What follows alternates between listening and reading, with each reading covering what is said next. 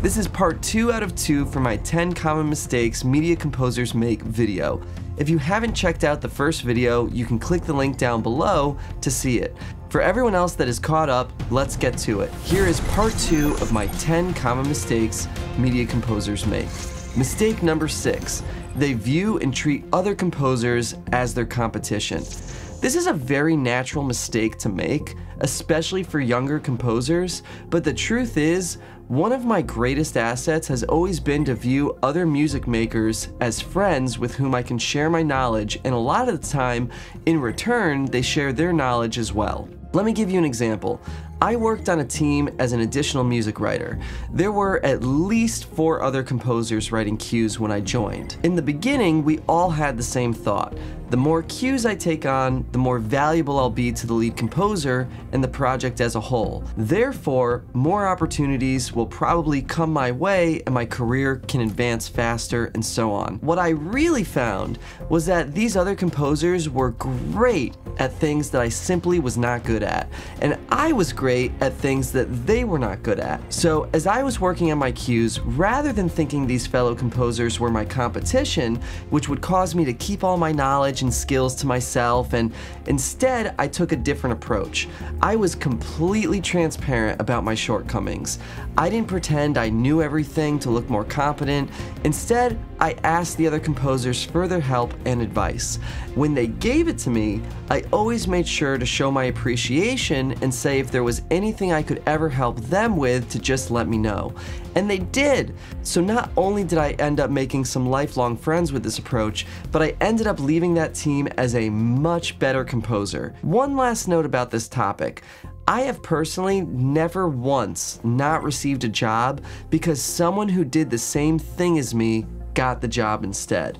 Every time a job doesn't go my way, I look to see who got it, and it's incredibly obvious that the musical approach taken by the other composer was just entirely different than mine, meaning that they just fit the position better than I ever could have. What they were looking for was a different artistic approach than what I genuinely brought to the table, and that's okay.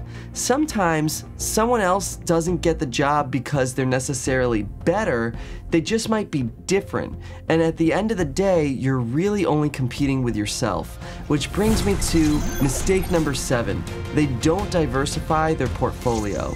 I mentioned this in another video about when I hired my latest assistant. I noticed that a lot of aspiring composers have portfolios that mainly consist of one sound. Here's my opinion. 20 years ago, there were very limited options for content. There were only a handful of TV channels and movies. However, today, there is an overwhelming amount of content being produced, and it's no longer as broad as it used to be. So much of it is created to serve specific niches and interests. So all of the streaming series, independent films, cinematic documentaries, blockbuster features, anime or animated series, and so on, now require equally diverse styles of music. Scores can range from the classic John Williams sound to the synth-dominated palette like Stranger Things, to experimental organic tones like The Last of Us or Joker. Simply put, the musical diversity required for today's content is endless. Therefore, the more capable you are at demonstrating your proficiency for composing in various styles, the more opportunities you're likely to find. Moving on now to mistake number 8. They don't check their cues at low volumes. This is a technical tip that is really important.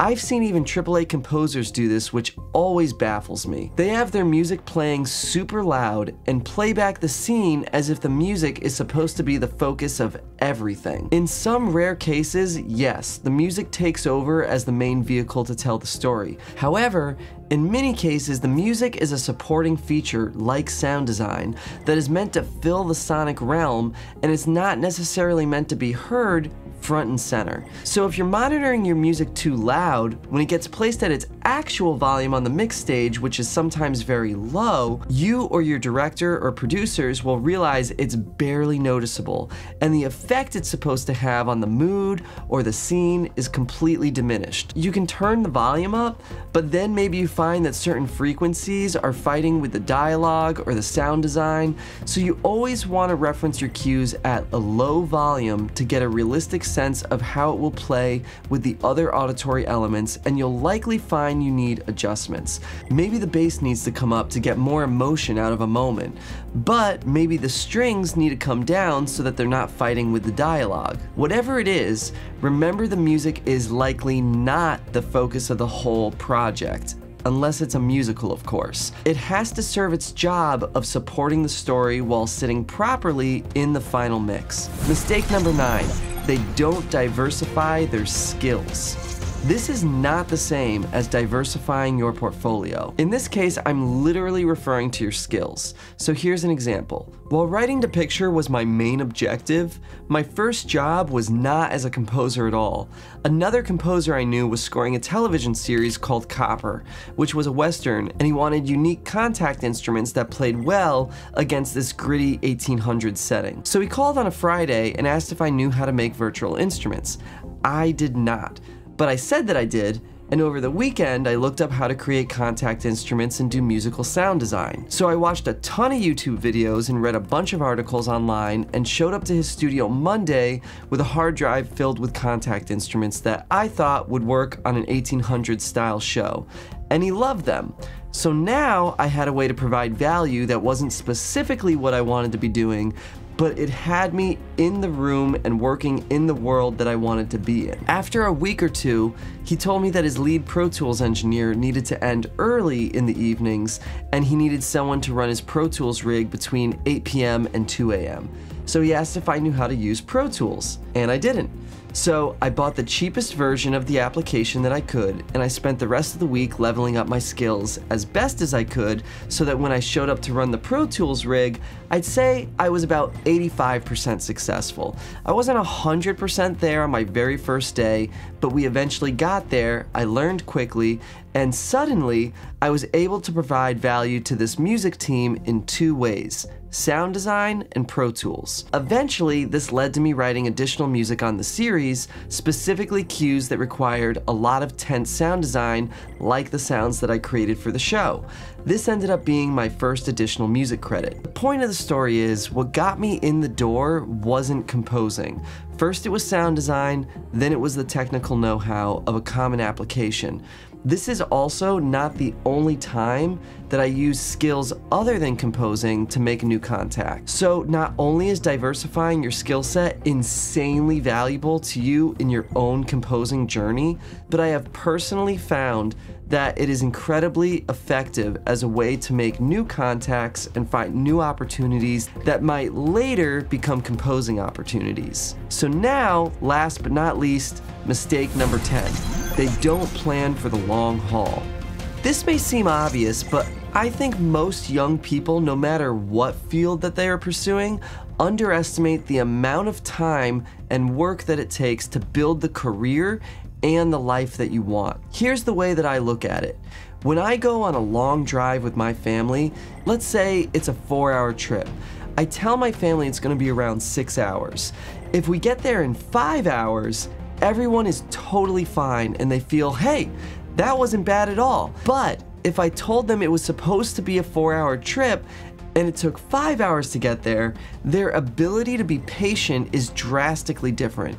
They arrive feeling exhausted and they exclaim, oh my God, we hit traffic. It took an hour longer to get there than planned. It's the same end result as before, but a totally different feeling throughout the trip. To me, this is the way to plan for your career. Give yourself a buffer and just keep moving forward. So that wraps up my 10 common mistakes I see new media composers make. As I said at the beginning, this is part 2 of 2, so if you landed here but didn't catch the first 5 mistakes, the link is below. If you found this information helpful and want more free videos like this, please make sure to like, subscribe, and share. Doing so allows me to create more free content. Use the comment section below and let me know if these are mistakes you've made yourself, or if there's anything you'd like me to expand on, or just want to say hi. Thank you so much for watching, and as always, I hope this was helpful.